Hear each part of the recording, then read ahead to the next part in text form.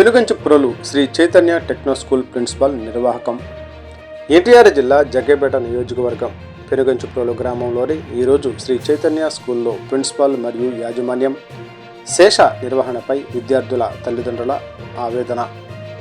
Uniform కింద shoe వేసుకు రాలేదని మరియు హోంవర్క్ చేయలేదని విద్యార్థుల్ని కర్రతో కొట్టిన ప్రిన్సిపల్ కొట్టడంతో విద్యార్థిని చేతి వేళ్లు వంకర్లు పోవడంతో చికిత్స కోసం స్కూటీపై పెనుగంచిప్రోలు ప్రభుత్వ ఆసుపత్రి వద్ద వదిలి వెళ్లిన స్కూల్ డీన్ ప్రభుత్వ ఆసుపత్రికి చేరుకుని విద్యార్థినికి చికిత్స చేయించిన తల్లిదండ్రులు ఆవేదన వ్యక్తం చేశారు.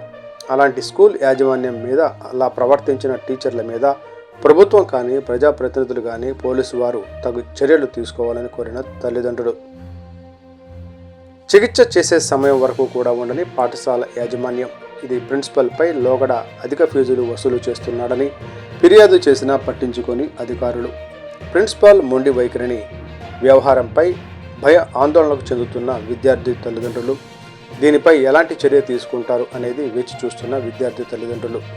లేని ఎడల స్కూల్ యాజమాన్యాలపైన త్వరలోనే పెద్ద ఎత్తున పెనుగంచిప్రోలు మండల వ్యాప్తంగా ధర్నా నిర్వహిస్తామని తల్లిదండ్రులు ఆవేదన వ్యక్తం చేశారు.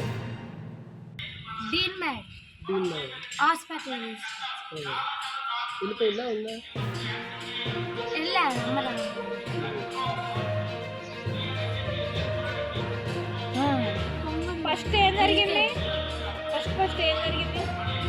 ఫస్ట్ నిన్ను పిలిచాను. ఏంటి ఏంది తడవటం? ఏంది ఊమి చదువుతున్నా? ఏంది బడి ఆయన 50 ఏళ్ళు తీసుకున్నాడు, బడి చదువుతున్నాడు. ఎట్ట పడితే అట్ట కొడితే సరిపోయిద్దా?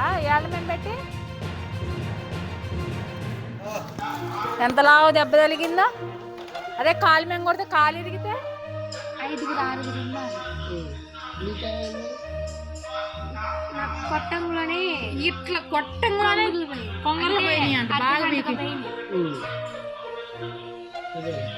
చూడు ఎంత లావాసిందో. దీన్ హాస్పిటల్